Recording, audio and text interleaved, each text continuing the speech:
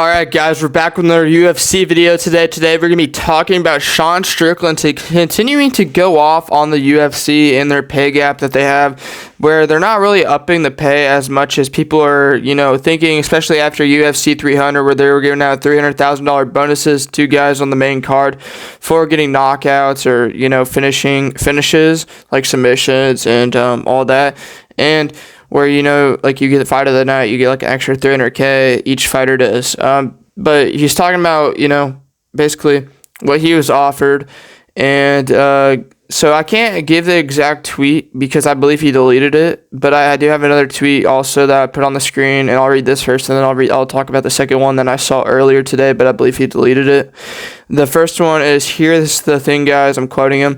UFC isn't the NFL or the NBA. It's absolutely cutthroat. You don't leave the sport happy or well. So talking about health right there. And he said, if I fought Jake Paul, one, I'd blank him, which is like talking about murder.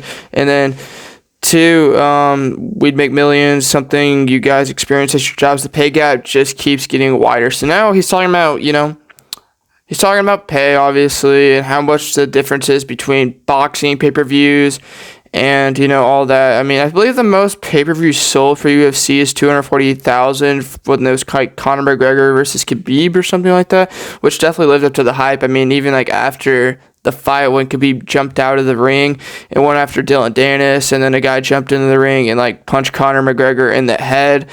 That fight lived up to the hype, but when you talk about every other pay-per-view for UFC, it's still a growing sport. That's the great thing about it all. It's the biggest thing is the fact is that it doesn't have another guy who's making the pay-per-view sales like Conor McGregor. Conor McGregor is top 5 all time. And then Sean Strickland replied to a tweet earlier today. I do remember the numbers. It was 3 numbers.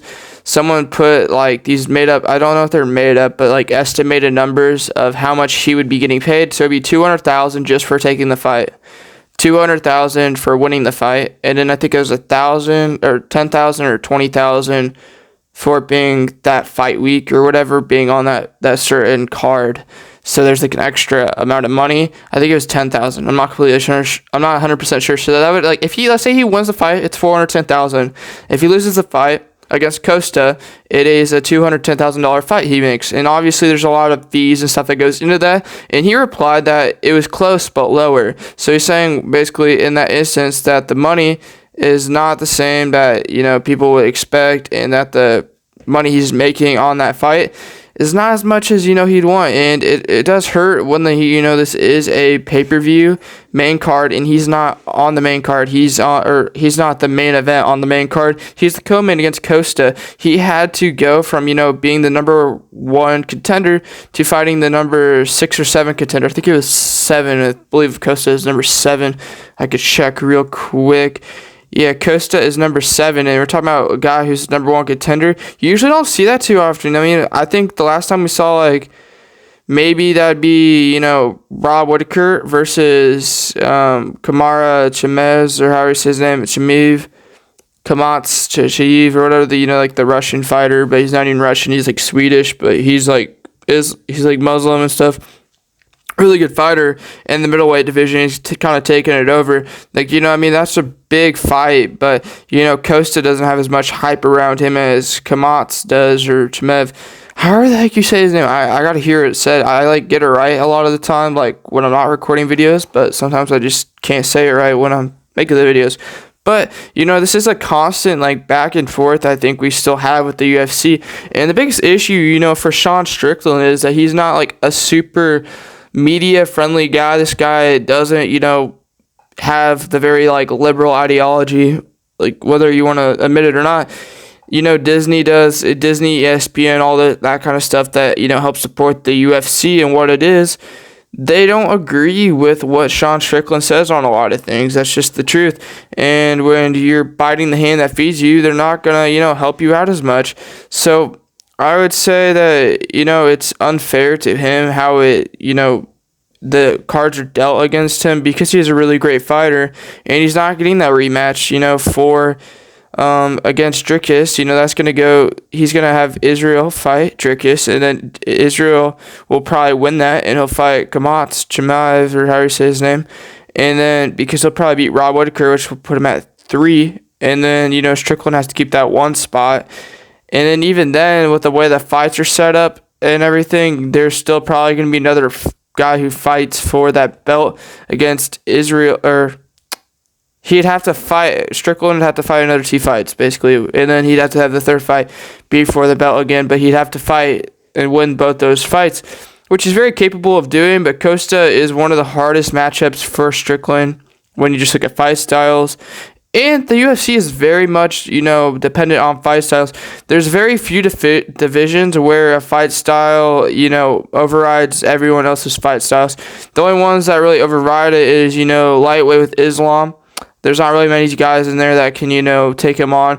Maybe Arman Tsarukyan can, or Charles Oliveira, I think he still can. I don't think Gaethje can really anymore. I don't think he's that guy. Justin Poirier, I don't really know about it. And then you have like Max Holloway, Michael Chandler. I don't really believe in any of those guys against Islam. I only believe in Tsarukyan and Oliveira, if I'm being completely honest. And, we're getting Poirier versus Islam. And then, like Leon Edwards in the welterweight division. Welterweight division is actually getting kind of nice. With I think this is one of the divisions that's lacking. You look at guys like Jack Della Maddalena, and then you look at guys like Michael Page coming up through the rankings on that. And, I think those are some really good fighters. But when you look at middleweight, it's one of the most stacked divisions there is, with all the guys in there right now. And the thing is, Sean Strickland should definitely be getting a title shot again sooner than later.